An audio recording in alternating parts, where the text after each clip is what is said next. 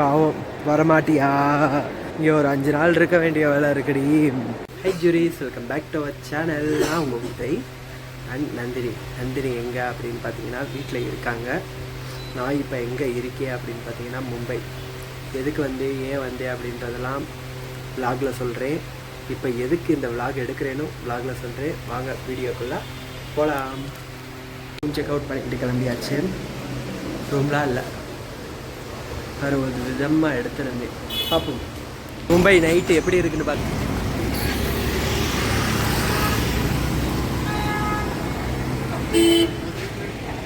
இங்கே நைட்டு 12 மணி ஆனால் கூட இப்படி தான் டிராஃபிக் இருக்குது அந்தந்த ஏரியாவில்.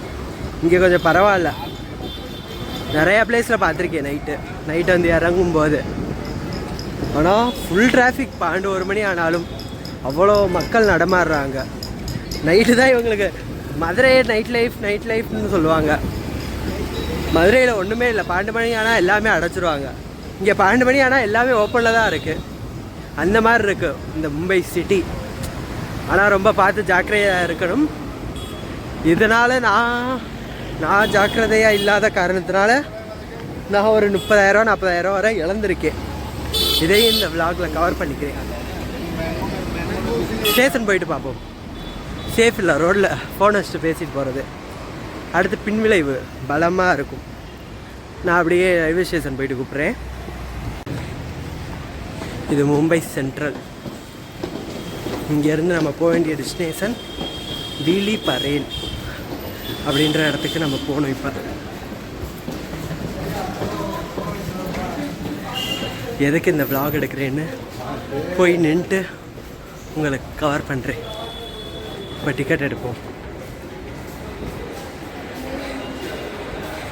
இங்கே டிக்கெட் சிஸ்டம்லாம் கவுண்டரில் போய் எடுக்கணும் அப்படின்ற ஒரு அவசியம் இல்லை. இப்படி எடுத்துக்கலாம். இதில் ஃபுல்லாக ஹிந்தியாக இருக்கே, எப்படி எடுக்கன்னு தெரியல. இங்கே இங்கிலீஷ் மாற்றிக்கலாம். Using map. இங்கே Mumbai central wheelie lower Barella. இருங்க ஒரு தடவை செக் பண்ணிப்போம். தான் வீலி பரேல் தான் போகணும். வரும்போது அங்கே இருந்தால் ஏறி இருக்கேன். இதில் எப்படி பண்ணுறது? Using map. வீலி பரேல் இங்கே இருக்குது. வீலி பரேல் பே யூசிங் யூபிஐ. பே பண்ணிட்டு வரே. யூபி டிக்கெட் வந்துருச்சு. இல்லை அப்படின்னு வருது. டிக்கெட் எடுத்துகிட்டு இப்போ நம்ம எந்த பிளாட்ஃபார்ம் போகணும் கேட்டு போகிற தடவை எங்கேயாச்சும் வரும்போது 4th பிளாட்ஃபார்மில் இருந்து தான் வந்தேன். இப்போ எப்படின்றது தெரில. ட்ராவல் பண்ணுறது ரொம்ப ரிஸ்க்கு. இங்கே வேர்த்து கொட்டுது. சரி அப்படியே போக கன்டினியூ பண்ணுறேன். ரீச்டு. ட்ரெயினுக்காண்டி வெயிட்டிங். லோக்கல் ட்ரெயின் வந்துருச்சுன்னு நினைக்கிறேன். காட்டுறேன். வந்துருச்சு சொன்ன மாதிரி.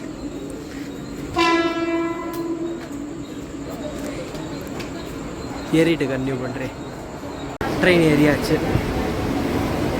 டெஸ்டினேஷன் போயிட்டு கன்டினியூ பண்ணுறேன். உங்களுக்கு ரொம்ப கச்சன்னு இருக்கும். நல்லாவே ஃபீல் ஆகுது. நான் உங்களுக்கு ரீச் ஆகிட்டு கூப்பிட்றேன். இப்போவே கண்ணை கட்டுது. இவ்வளோ கஷ்டம் எதுக்கு, யாருக்காக சொல்கிறேன் பாருங்கள். Finally destination reach. இறங்க வேண்டிய இடத்துக்கு இறங்கியாச்சு. இப்போ இங்கேருந்து ஒரு இடத்துக்கு போகிறோம். அதையும் வீடியோவில் பாருங்கள். கண்டினியூ பண்ணுறேன். ஆட்டோ ஏறும். எவ்வளோ கேட்க போகிறான்னு தெரில. நைட் நேரத்தில் இங்கேருந்து வேறு எதுவும் ட்ரெயின் இல்லை. நம்ம போக வேண்டிய இடத்துக்கு ஆட்டோ ஏறி தான் ஆகணும். என்னென்னு சொல்லாமல் நீ பாட்டுக்கு போய்கிட்டு இருக்கேன்னு கேட்பீங்க. பாருங்கள், நல்லாயிருக்கும். ஆட்டோ ஏறியாச்சு. போயிட்டு கண்டினியூ பண்ணுறேன்.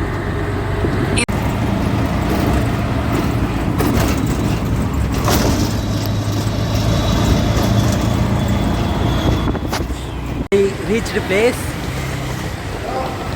இது ஒரு சர்ப்ரைஸ் vlog. எங்கே அப்படின்னா இதெல்லாம் பார்த்தாலே உங்களுக்கு தெரிஞ்சிருக்கும். ஏர்போர்ட் வந்தாச்சு. இப்போ நம்ம எங்கே போய்கிட்டு இருக்கோம்னா மதுரைக்கு இல்லை, சென்னை. அங்கே தான் ஃப்ளைட் டிக்கெட் கொஞ்சம் கம்மியாக இருந்துச்சு, அதான் புக் பண்ணியாச்சு. ஃப்ளைட் வந்து 3 மணிக்கு 5 மணிக்கு அங்கே போயிடலாம் சென்னைக்கு. அங்கே போயிட்டு என்ன பண்ணலாம் அப்படின்றத யோசிப்போம். செக்இன் பண்ணிவிட்டு கண்டினியூ பண்ணுறேன். ஒருத்தவங்கள பார்த்தேன், விட்டுட்டு போகிறாங்க போல் எங்கேயோ ஊருக்கு, அழுகுறாங்க. இதெல்லாம் ரொம்ப கஷ்டமான ஒரு வாழ்க்கை. கூட இருக்கிறவங்களோட அருமை தெரியாது எப்போவும். புரிஞ்சுக்கணும் நம்ம தான். செக்இன் பண்ணுற இடத்துக்கு வந்துட்டு அப்படியே செக்இன் பண்ணிவிட்டு உங்களுக்கு கண்டினியூ பண்ணுறேன். ஓப்பன் ஆகும் பாருங்க. எப்படி கதவுலாம் ஓப்பன் ஆகுதா? பேக்கில் காமிக்கிறேன் பாருங்க. தனி வழி என்று தனி வழி, தனி வழி. ஓ கூட்டம் பாருங்க. இங்கே செம்ம கூட்டமாக இருக்கும். எல்லாத்துக்கும் செக்இன் பண்ணுறது, நம்மளோட டிக்கெட் திருப்பி ஒரு கார்டு மாதிரி கொடுப்பாங்க, அதை எடுக்கிறதுக்கு கூட்டம் இருக்கும். லக்கேஜ் வைக்கிறதுக்கு கூட்டம் இருக்கும். செக்கிங்க்கு கூட்டம் இருக்கும். செக்கிங்னா ஃபுல்லாக பேக் ஃபுல்லாக செக் பண்ணுவாங்க. எல்லாத்துக்கும் அவ்வளோ கூட்டம் இருக்கும். இண்டிகோ எங்கே இருக்குது? இங்கே காணோம். நம்ம பாட்டுக்கு பேசிக்கிட்டே புலம்பிக்கிட்டே வர்றோம். தனிமை என்னை சூழ்கிறது. நந்தினி பாவம் வரமாட்டியா? நான் சொல்லிட்டு இங்கே ஒரு 5 நாள் இருக்க வேண்டிய வேலை இருக்குடி, என்னால் வர முடியாது கண்டிப்பாக அப்படின்ட்டு. டிக்கெட் போட்டு வந்துட்டு போ அப்படின்னு சொன்னான். ஈவினிங் கொஞ்சம் ஒரு 1 hour முன்னாடி கூட சண்டை போட்டேன், சும்மா நொய்ங்க அதுன்னு. நாளைக்கு போய் சர்ப்ரைஸ் பண்ணிடுவோம். மூலமாகவே எடுத்துக்கலான்னு நினைக்கிறேன். ட்ரை பண்ணி பார்ப்போம். போர்டிங் பாஸ் வந்துருச்சு. எவ்வளோ டெக்னாலஜி வளர்ந்துட்டே வருது பாருங்கள். நம்ம ஆனால் வளரவே இல்லை இன்னும்.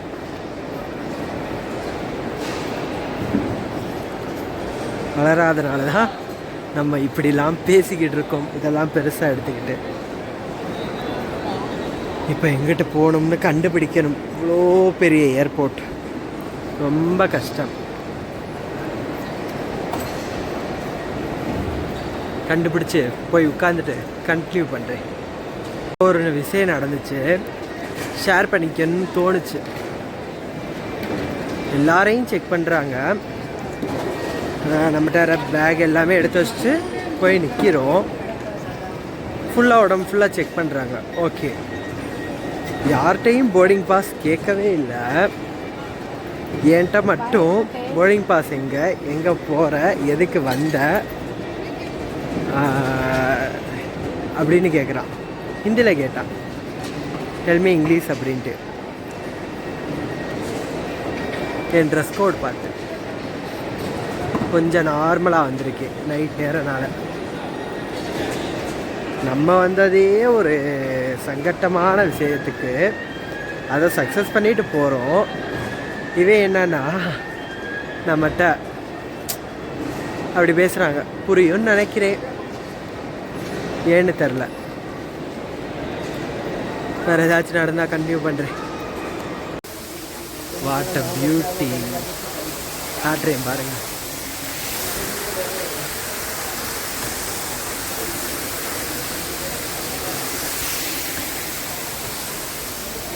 பேக் கேமராவில் காட்டுறேன்.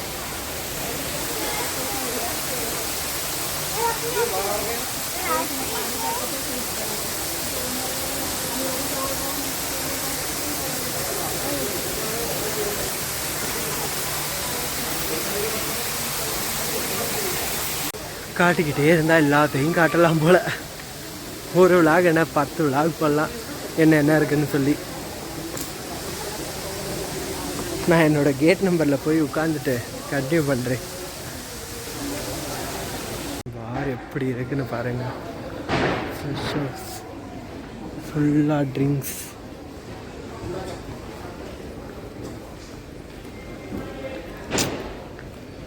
ரொம்ப பசிக்குதுன்னு நானும் ரொம்ப நேரமாக தேடுறேன். சாப்பிட சிம்பிளாக ஏதாச்சும் கிடைக்குமான்னு. எதை தொட்டாலும் 500. ஒரு தோசை 500 ரூபா. எப்படி எப்படி இதெல்லாம் சாத்தியம்? ஒரு கேக்காச்சும் வாங்கி சாப்பிடுவோன்னு பார்த்தா கிடைக்க மாட்டேங்குது. தூக்கம் சொக்குது.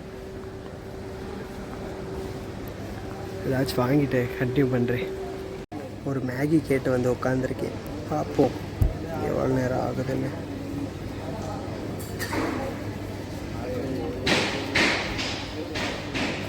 ஒரு 12 மணிக்கு கிளம்புனேன்னு நினைக்கிறேன். ரூமில் இருந்து கரெக்டாக இருக்கு நேரம். இப்போ மணி 2. இவ்வளோ தூரம் வந்து செக்இன் பண்ணி உள்ளே வந்து இடத்த பிடிக்கிறதுக்குள்ளே 1.5 மணி நேரம் 2 மணி நேரம் ஆயிடுது.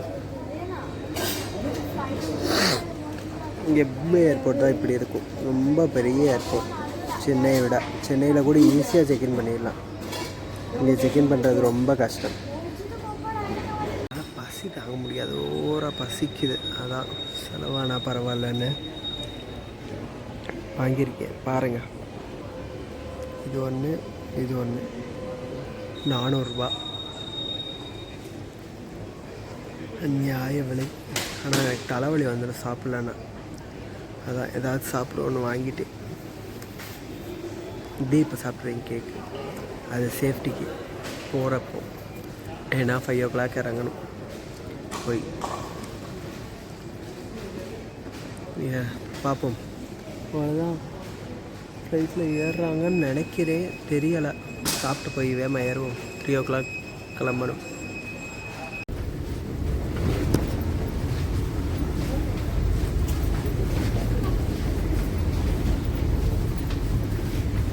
ஃபைனலி ஃப்ளைட் ஏற போகிறோம்.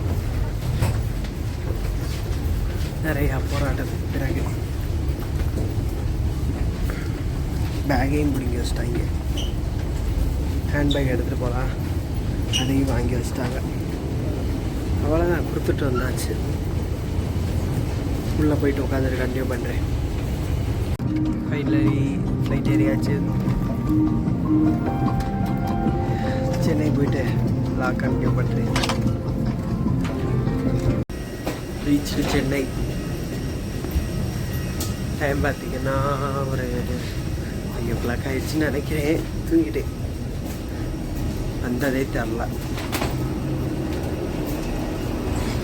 அடுத்து என்ன பண்ணுறதுன்னு வெளியே போயிட்டு கண்டினியூ பண்ணுறேன்.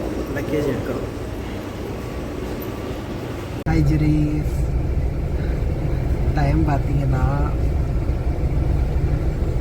12 ஆக போகுது. இப்போ தான் சென்னையிலேருந்து கிளம்புறேன். வந்து ஏர்போர்ட்லேயே தூங்கிட்டு அப்படியே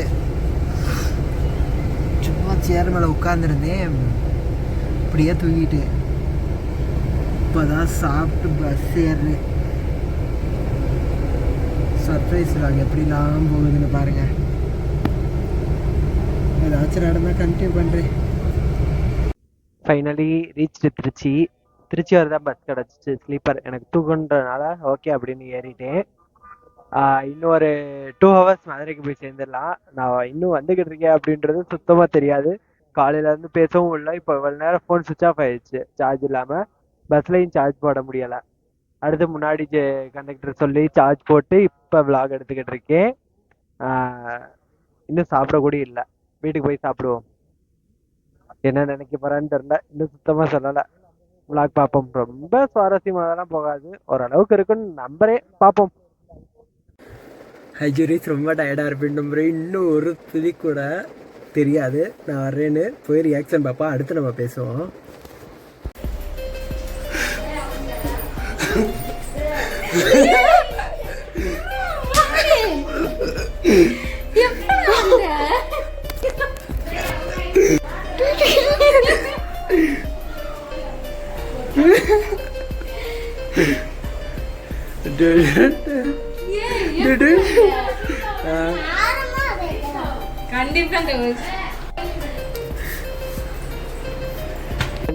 ரீச்டு ஹோம். பார்த்துருப்பீங்க என்னோட சர்ப்ரைஸை. ஒரு துளி குடி கண்டுபிடிக்காத முடியாத அளவுக்கு நான் சர்ப்ரைஸ் பண்ணியிருக்கேன். ஒரு துளி பார்க்குறாங்க. இந்த அளவுக்கு யாராச்சும் உங்களுக்கு சர்ப்ரைஸ் பண்ணுவாங்களா? நான் பண்ணுவேன். அவ்வளவுதான். வீட்டுக்கு வந்துட்டோம். இன்னைக்கு ஏனே தெரியல, பாட்டி வீட்டுக்கு போயிருந்தாங்க. ஆக்சுவலி இன்னைக்கு வந்து ஒரு ஃபேமிலி கெட் டுகெதர் அப்படின்ட்டு எல்லாருமே வந்து டுகெதர் சிம்பிளா சொல்லணும்னா அதான். ஸோ வந்து போயிருந்தோம். ஸோ வந்துட்டு எனக்கு வராம இருந்ததே கொஞ்சம் இதுவா தான் இருந்துச்சு. கொஞ்சம் இல்லை, ரொம்பவே. எப்பவுமே ஊருக்கு போறப்ப ஃபர்ஸ்ட் டே அப்படி இருக்கும், கிளம்புற அன்னைக்கு இப்படி கொஞ்சம் ஒரு மாதிரி இருக்கும். இப்ப இன்னைக்கு ஏன்னு தெரியல, ரொம்ப எல்லாரும் சேர்ந்துருந்தாங்க, எல்லாரும் ஹாப்பியா இருக்கிறப்ப உதவி மட்டும் இல்லை ஏன்னு தோணிட்டே இருந்துச்சு. ஆக்சுவலி இன்னைக்கு ப்ராமிஸா நீங்க நம்புவீங்களான்னு கூட எனக்கு தெரியல. ஸ்கிரீன்ஷாட் கூட நான் அந்த அது ஒண்ணு மட்டும் ஆனா போடுறேன். மிஸ்யூலாம் போட்டிருந்தேன். ஒரு மாதிரி இருக்குப்பா அப்படி இப்படிலாம் வந்து ரொம்ப பேசியிருந்தேன். இதெல்லாம் வந்து நான் வந்து அடிக்கடிலாம் வாயில இருந்து வராது. உதயதேவ் என்ன கேளுங்க. ஆமா, எதுவுமே வராது. எப்பயாவது ரொம்ப இதுவானா மட்டும்தான் நான் சொல்லுவேன். ஸோ அதனால வந்து சொல்லுங்க.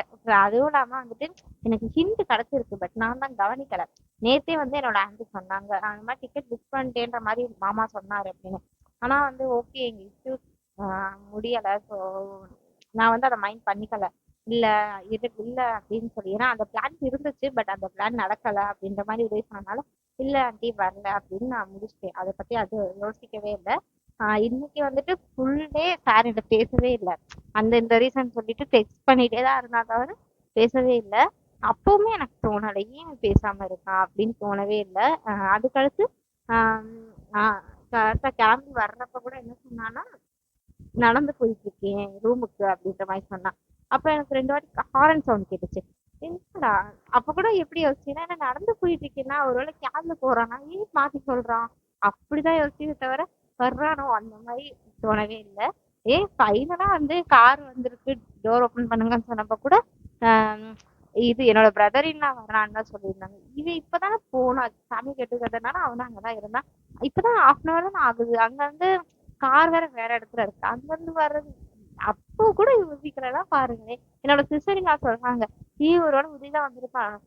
சான்ஸே இல்லக்கா, இப்பதான் அவன் வந்து பேசினான், இப்பதான் ரூமுக்கு போறானா அப்படின்னு சொல்லி அவங்கள்ட்ட அப்படியே அந்த மாதிரி அந்த மைண்ட் செட்லயே சொல்லிட்டு இருக்கேன். சொல்லிட்டு அப்படி பேசிக்கிட்டு இருக்கேன்.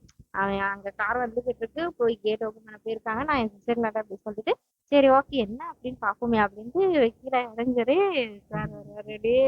அதுக்கடுத்த ரியாக்ஷன் பார்த்துருவீங்களே, ரொம்ப இதுவா இருந்தனால லைக் எப்படி சொல்றது, ரொம்ப சேடா இருந்ததாலே என்னமோ ரொம்ப எக்ஸைட்மெண்ட் ஆயிட்டு.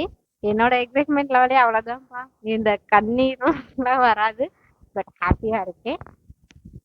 ஃபைனலி நம்ம இந்த வீடியோவை முடிச்சுக்கலாம். சர்ப்ரைஸ் செம்மையா இருந்துச்சு. நான் வந்துட்டு சொல்லிட்டு இருப்பேன் அப்பப்ப, எப்பயாவது சர்ப்ரைஸ் வீடியோ மாதிரி எடுப்போம்டா நம்மளாவே அப்படிலாம் சொல்லியிருக்கேன். பட் வந்து எடுத்தது இல்லை அந்த மாதிரிதான். இன்னைக்கு ஏன்னா நான் எப்பவுமே கெஸ் கூட பண்ணுவேன், சம்டைம்ஸ் தான் கெஸ் பண்ணுவேன். நேத்து கெஸ் பண்ணேன். ஆக்சுவலி நேத்து என்ன தோணுச்சுன்னா, ஏதோ பண்றப்ப வந்து கால் எடுக்காம இருந்தான். எதுக்கு கால் எடுக்காம இருக்க, கால் போடு அப்படின்றப்ப கூட பார்த்தா ரூம்ல தான் இருந்தான். சரி ஓகே ரூம்ல தான் இருக்கான் அப்படின்ட்டு விட்டுட்டேன். நேத்து தோணுச்சு, ஆனா இன்னைக்கு 1% கூட எனக்கு வந்து தோணவே இல்லை. அதனாலதான் நான் இவ்வளவு இப்ப ஹாப்பியா இருக்கேன். மேபி தோணிச்சு, நான் தெரிஞ்சிருந்துச்சுன்னா இந்த மாதிரி ரியாக்ஷன் வந்திருக்காது. சோ ஃபைனலா ரொம்ப பேசிட்டேன்.